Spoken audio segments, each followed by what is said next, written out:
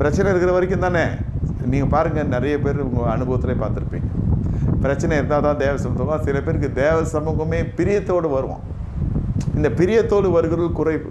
இந்த யோபு ஐயா தேவ சமூகத்தை பிரியத்தோடு அவர் என்ன செய்கிறார்? அங்கலாய்த்து கொண்டிருக்கிறார். ஆனால் தேவ சமூகம் அவரை சூழ்ந்து கொண்டிருக்கிறது. That's the spiritual point. அதுதான் ஆவிக்குரிய மனுஷனுக்குரிய குணலட்சணம். ஐயா, இழப்பு எல்லாம் இருக்குது, எல்லாம் கர்த்தர் கொடுத்தார். ஆனால் என் தேவ சமூகம் எப்படி எடுப்படுத்தான்னு கேட்டால் இல்லை.